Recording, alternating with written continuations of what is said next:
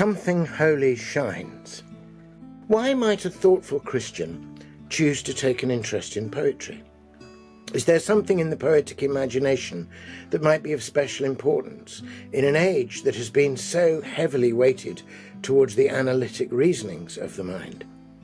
In our compartmentalized, individualized and divided world, the arts are often relegated to something purely subjective, a matter of individual taste, a private aesthetic thrill to compensate for or numb our minds to the grimness of a fallen world. Poetry has been reduced to something niche and peculiar. Most people aren't sure what poetry even is, and they assume it's not for them, irrelevant to their lives. But this view is the exact opposite of how the arts and artists were once seen. The Romantic poet Samuel Taylor Coleridge saw poetry as a way of knowing, a way of discovering objective facts as valid as any scientific reasoning. For Coleridge, poetry's function is to help us, just as science might, look out and see what is really there. In Biographia Literaria, Coleridge writes that we've come to treat nature as an agglomeration of stuff for us to exploit, through what he calls selfish solicitude. That is to say, we demand from the world all its goods and resources for our own ends without considering its intrinsic being or purpose. To make that exploitation easier, we throw a film of familiarity over it, thus avoiding being challenged by nature's beauty and otherness. This veil has now come between us and the radiant reality of things, dulling our own vision of the world. Then, because of what Coleridge calls the lethargy of custom, we forget that the veil is there at all and think that nature is as dull as we are. The whole purpose of the arts, not just poetry, is to awaken the mind's attention. Art helps us remove the film of familiarity and find new ways of glimpsing and telling the truth. The imagination is the vehicle of attention. We all can think of times when imaginary stories, parables, myths, legends, novels and films have suddenly awoken our minds to important truths we had missed or had been denying.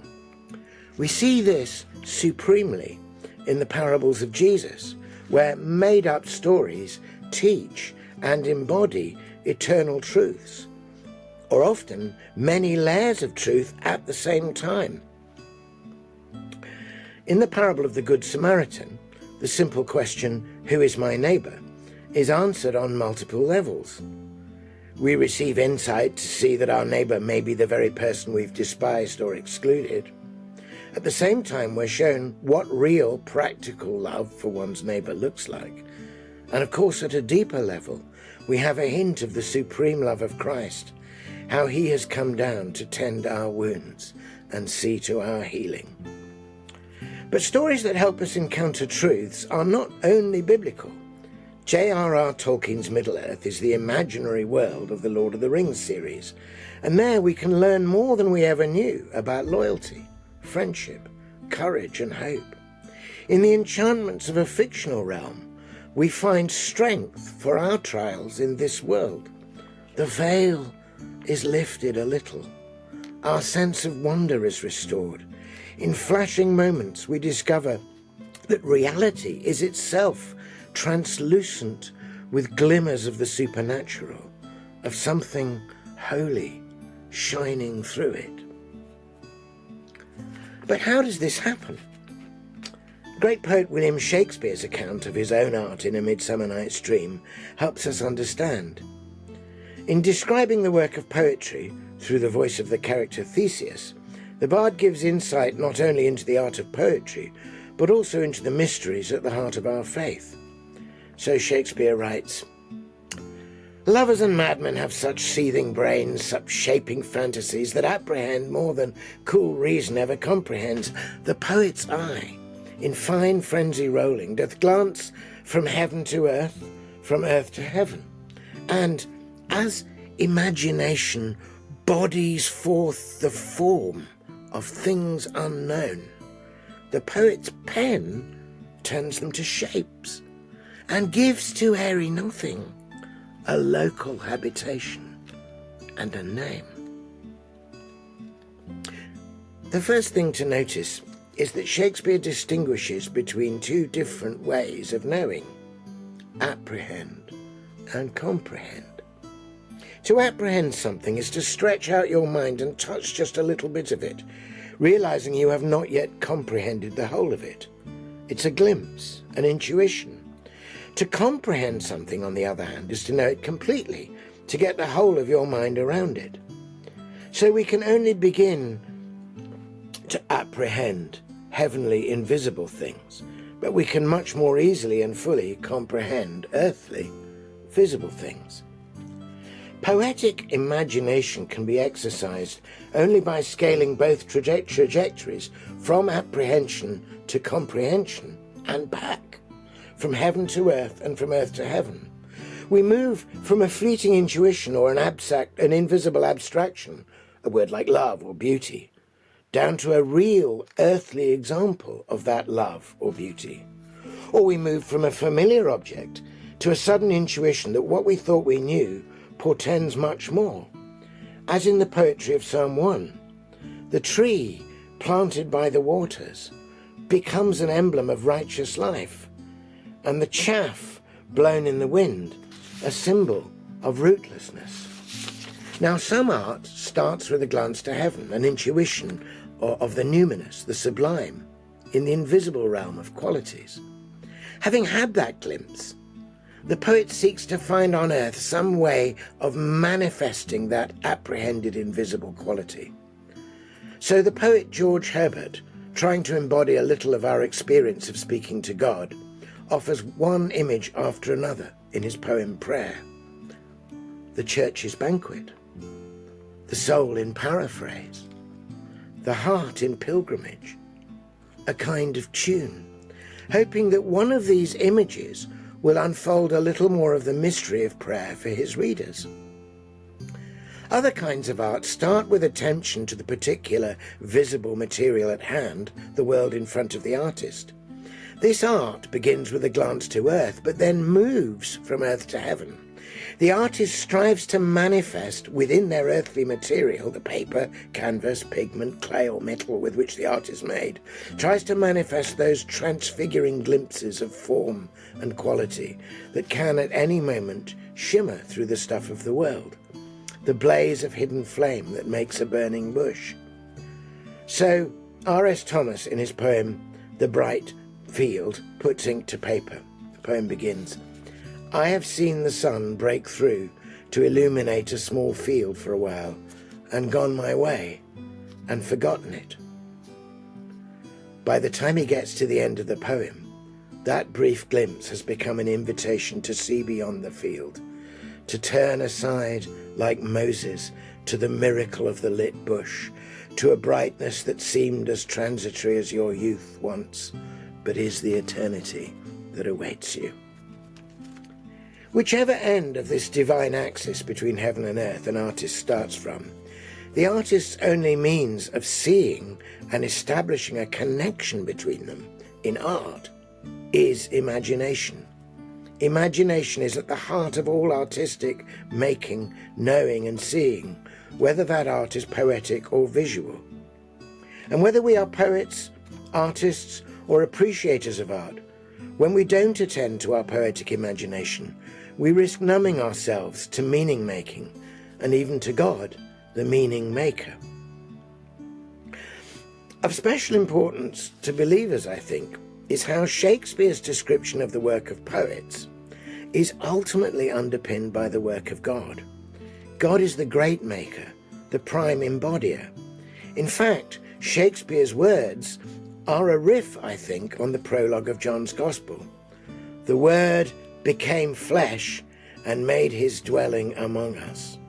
In Shakespeare's words, imagination bodies forth the form of things unknown. The poet's pen turns them to shapes. Imagination and bodies, as contrasting as heaven and earth, are as mysterious as the words, let there be. From darkness comes light. From airy nothing comes hospitality, particularity and availability. a local habitation, and a name. All poetry is a creative act. Now, for most people, the glance to heaven is just that, a fleeting glimpse, easy to dismiss and overwrite, ignore, and explain away. Watching a sunset or standing by a lake, we have a momentary sense of wholeness that is soon overlaid with distractions. A poem can restore that moment and its meaning. The poet, and indeed any artist, by the power of imagination, can make a body for that momentary sight, that airy nothing that is always escaping us. We have that experience constantly, returning to poems, paintings and sculptures that keep giving more than they have, flowing with new life on each visit. The glimpse that imagination has bodied forth in them has a home from which it can grow to something of great constancy, as Shakespeare goes on to say. For example, as a young man, I returned again and again to John Keats's Ode to a Nightingale for the rich beauty, the sensuous intensity of tiptoeing into the darkened garden. I cannot see what flowers are at my feet, nor what soft incense hangs upon the boughs, but in embalmed darkness guess each sweet. Now, in my 60s, I return to the same poem, and I am drawn in by other lines. The sad heart of Ruth, when sick for home, she stood in tears amidst the alien corn. Yet I cherish still the poem's window onto something beyond this world. Keats's words, magic casements, opening on the foam of perilous seas in fairy lands forlorn. The work of imagination is a birthing into life of what was hitherto invisible, the making of something that will have its own life, growth, and history after the artist has passed on.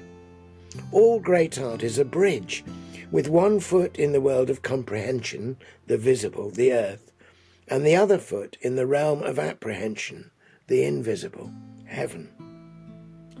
If we are new to poetry, we can begin to walk that bridge through the simple, familiar images a poem gives us: a door, a rose, a mountain, and then wait for those images in their own good time to open up the new things that they have to disclose from the world of apprehension. It doesn't have to happen all at once. It can take a lifetime over many readings, each encounter giving us a little more. We take the time to do this because what shines beneath the text is of divine import. The divine imagination bodies forth all heaven, all meaning, all apprehension into a particular living body born in Bethlehem, whose name is Jesus. The incarnation indwells and gives meaning to all our own artistic bodying. All art, whether explicitly Christian or not, depends on and participates in that connection made for us by the one who came from heaven to earth, from earth to heaven, who is and always will be the living bridge between the two. Now, Coleridge and Shakespeare are not the only poets who've tried to resolve the tension between reason and imagination as ways of knowing. In his spiritual autobiography, Surprised by Joy, C.S. Lewis looks back on the time before his conversion and writes, "The two hemispheres of my mind were in the sharpest contrast. On the one side, a many-islanded sea of poetry and myth. On the other, a glib and shallow rationalism. Nearly all that I loved, I believed to be imaginary. Nearly all that I believed to be real, I thought grim and meaningless." Lewis wrote those words in the 1950s, looking back on his life in the 1920s. But we also have a poem he penned at the very time he was experiencing this divide between his reason and his imagination. In his posthumously titled poem Reason, Lewis compares his soul to the city-state of Athens, the same setting as Theseus' speech in A Midsummer Night's Dream. High on the soul's acropolis, reason stands, in the figure of the goddess Athene, amid the pure geometry of the Parthenon. She has access to celestial light, and Lewis writes, "He who sins against her has defiled his own virginity. No cleansing makes his garment white, so clear is reason." In contrast, Lewis describes the figure of Demeter, the fertility goddess, whose mysteries were celebrated in the caves below Athens. Demeter, representing imagination, is warm, dark, obscure and infinite, the daughter of night. Then comes the sharp dilemma. Lewis must be true to both goddesses, even though they pull him in two directions. "Tempt not Athene," he writes, and "wound not in her fertile pains Demeter." This tension between his reason and imagination leads him to cry out for a reconciler who can help him integrate both the imaginative depths and the rational heights of his soul. Only then, writes Lewis, could he truly say, "I believe." There are a number of remarkable things going on in this poem. First is the suggestion of inner space within the human psyche itself. The soul, the inner Athens, has not only its heights, its Acropolis, but also its depths and caves. Who can know it? Second, the bodying forth of the soul's distinct powers of reason and imagination in the form of the two goddesses is not a random classical allusion from Lewis to show off his learning. Rather, it's a symbolic reimagination of the inner self as one in which powers beyond the self are at work. Lewis expresses his inner life by saying, essentially, my problem is I can't get my inner goddesses together. After exploring many paired contrasts, touch and sight, light and dark, clean and defiled, the poem ends with a plea that subtly summons the echoes of its own answer. "Oh, who will reconcile in me, both maid and mother? Who make in me a concord of the depth and height? Who make imagination's dim exploring touch ever report the same as intellectual sight?" There are, of course, anticipatory echoes. The poem witnesses to an impasse, but points to a hoped-for concord that has not yet arrived. But we who believe know the answer to that plea very well, as Lewis himself was on the cusp of knowing too. The answer to Lewis's question, who will reconcile, as it was for Shakespeare, is Christ in the Incarnation. The pagan goddesses must be either maid or mother, but the Virgin Mary is both. Through her yes to God, Christ, the reconciler, comes into the world, the one who reconciles not only man to God, but also time to eternity, depth to height, earth to heaven, reason to imagination. In Christ, the reconciler, Lewis found the one who embodied the inner truth of the imaginative myths he loved before he came to faith. In the famous conversation Lewis had with Tolkien on Addison's Walk in Oxford, Tolkien showed him that the story of Christ was not merely mythical lies breathed through silver, but factually true. It was myth made history, a story that could move his imagination and also satisfy his reason. The two hemispheres of his mind that had been in sharpest contrast now came together, centered on the reconciling figure of Jesus Christ. Now, let us return to our original question. Why might a thoughtful Christian want to take a particular interest in poetry? As Coleridge, Shakespeare, and Lewis have shown, the answer is not only because poetry is beautiful or memorable or speaks to the heart. We read poetry because it is itself a way of knowing. It gets us past the veil to the truth that shimmers beyond it. It reconciles our imagination and our reason so that together they bring us to greater faith. If, as Shakespeare says, it bodies forth the form of things unknown, then perhaps some of those unknown things can be known in no other way. Science and reason can help us understand what the world is made of, But poetry and the arts can help us understand what it all means, to lift the veil a little and help us see the glory of the Maker shining through all he has made. And to make that clear to us, we have set in the very centre of our scriptures a collection of poems, the Book of Psalms. Now, we know far more about astronomy and astrophysics than the writer of Psalm 19. But it's too easy to forget the other, more vital knowledge that was given to that inspired poet through the medium of poetry. The heavens declare the glory of God. The skies proclaim the work of his hands. Day after day they pour forth speech. Night after night they reveal knowledge. The capacity to make and enjoy poetry is part of the image of God within us, the image of a maker. For God himself made the poem of the cosmos and bodied forth within it the greatest poem of all, Jesus Christ, the Word made flesh. Just as surely as coming to Christ reintegrated Lewis's ways of knowing, reconciling his reason and imagination, so for every Christian, to draw closer to Jesus is to find that both our reason and our imagination are awakened, engaged, and deepened. Likewise, to read poetry, to exercise and engage our poetic imagination, is to come a little closer to the mystery of the Incarnation, to be more and more able to apprehend and begin to comprehend that in Christ, heaven has come to earth. The very heaven of heaven, which is the love of God, has been bodied forth for us in our Saviour.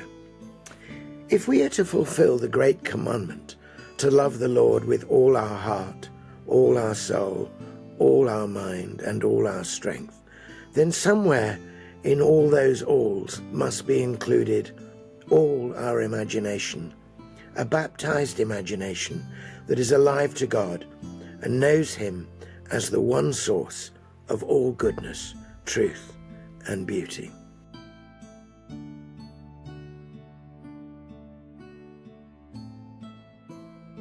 For more stories, articles, and ideas that are good, true, and beautiful, visit ChristianityToday.com and become a subscriber.